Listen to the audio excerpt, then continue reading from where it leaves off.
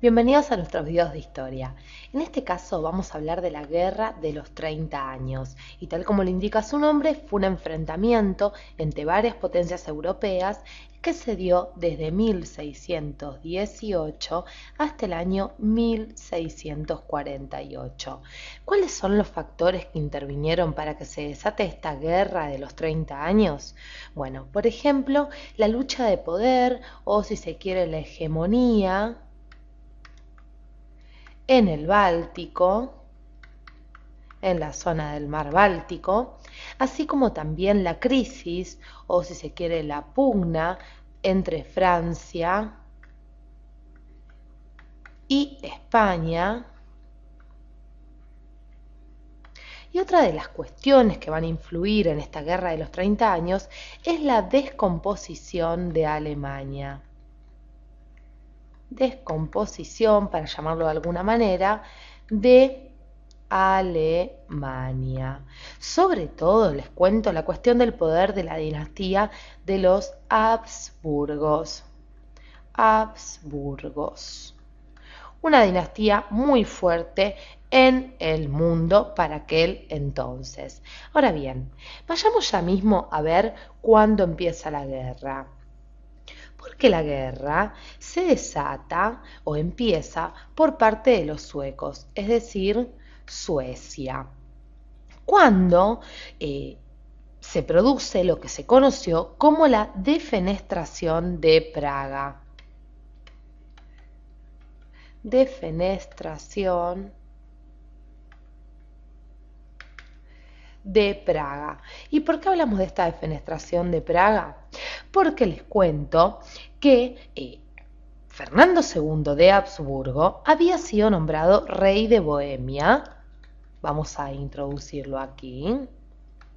Fernando II de Habsburgo, como decíamos, había sido nombrado rey de Bohemia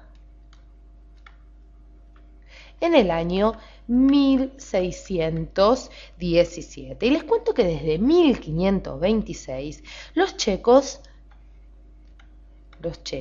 dependían de los Habsburgos, como decíamos, desde el año 1526.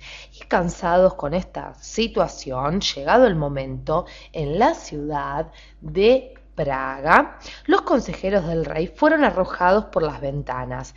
¿Cuándo? Un año después, en 1618. Entonces, esto de alguna manera es lo que desató el comienzo de esta guerra de los 30 años. Inmediatamente el conflicto se va a trasladar a la zona de Alemania. Vamos a introducir aquí otra nueva potencia que se suma. Les cuento que Fernando II fue nombrado emperador en el año 1619. Emperador del Sacro Imperio en el año, como decíamos, 1619, 2 años después de ser nombrado rey de Bohemia. Y lo que va a hacer Fernando II, muy astuto, va a pedir ayuda a la Liga Católica. Viendo el lío que se venía, dijo, vamos a ver si los de la Liga Católica Alemana me ayudan en toda esta cuestión. Y esta Liga Católica Alemana lo va a ayudar. Y gracias a esto él va a lograr dominar lo que se conoció como la revuelta de Bohemia, en donde va a lograr vencer a los enemigos finalmente en el año 1620. Entonces, por un lado ya teníamos la victoria de Fernando II. Pero claro está, viendo la situación, Fernando II dijo, bueno, voy a tratar de, dada esta situación, unificar a Alemania, esta Alemania que se estaba descomponiendo. Y los príncipes protestantes del norte de Alemania le van a pedir ayuda a Dinamarca para frenar esta cuestión de poder, esta cuestión de estas ganas de Fernando II de unificar Alemania. Entonces lo que van a hacer los protestantes, los príncipes protestantes con los daneses, van a oponerse a Fernando II, sobre todo porque los hombres de Dinamarca, mejor dicho, Cristian IV, el monarca de Alemania, quería ampliar su influencia en la zona del mar Báltico. Por eso, como les decía, se van a oponer a Fernando II, pero finalmente fueron derrotados. A Cristian IV no le va a quedar otra opción que firmar la paz. ¿Cuándo? En el año 1629. Sin embargo, les cuento que el poder conseguido por Fernando II va a movilizar a otras potencias europeas que decían, muchachos, no podemos dejar que este señor empiece a ganar territorios en Europa. Y es así como entonces, ya adelantada esta guerra de los 30 años, va a aparecer en escena Suecia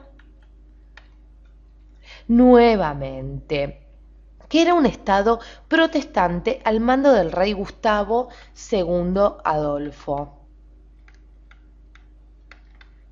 Como decíamos, al mando del rey Gustavo II Adolfo. Y Gustavo II dijo, a ver, ¿qué podemos hacer? Porque claro, Gustavo II quería también convertir al Báltico en una zona de su dominio. En 1631, les cuento, va a pactar con Francia. Francia y Suecia entonces se van a unir. Y el monarca sueco, les cuento, sale a la guerra aniquilando a las tropas imperiales en ese mismo año. Aniquila a las tropas imperiales. Vamos anotando los sucesos para que ustedes puedan ir tomando nota. Ahora bien, les cuento, Gustavo Adolfo llegó luego a lo que era la zona del Rin y venció de nuevo en la ciudad de Lutzen en el año 1632. Entonces, claro, para Gustavo II Adolfo, parecía que todo iba color de rosa, pero les cuento que lamentablemente en esta batalla va a perder su vida. Entonces, en esta guerra de los 30 años, ya nos quedamos sin Gustavo Adolfo, que como decíamos, muere en 1632. Francia, viendo toda esta situación, comienza a intervenir en la guerra, ya que el Imperio y España estaban unidos y, como decíamos, había una fuerte pugna desde antes entre Francia y España.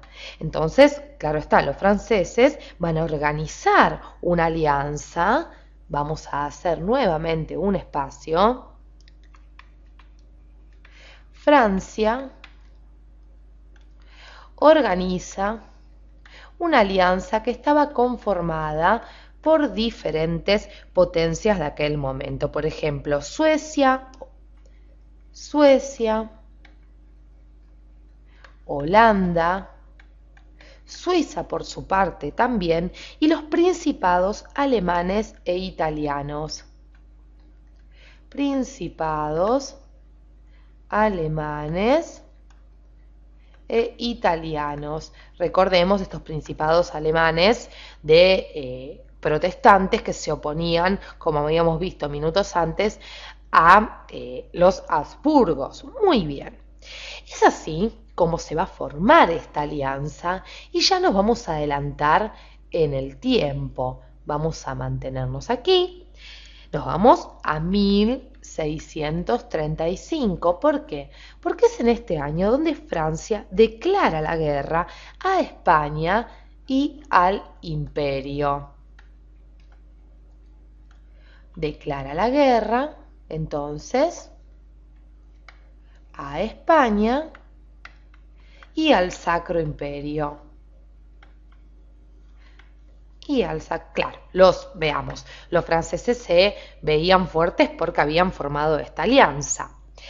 Es entonces como, bueno, los enfrentamientos comenzaron entre Francia y sus aliados, entre España y el Sacro Imperio, Y a partir del año 1639, y ya nos adelantamos mucho más en el tiempo, la suerte se va a inclinar para el lado de la coalición anti-Habsburgo, es decir, ganan de alguna manera esta alianza. España va a ser derrotada, les cuento, ese mismo año por los suecos. Derrotada por los suecos. Y en ese mismo año también los suecos van a derrotar a los austríacos. Derrotan a los austríacos.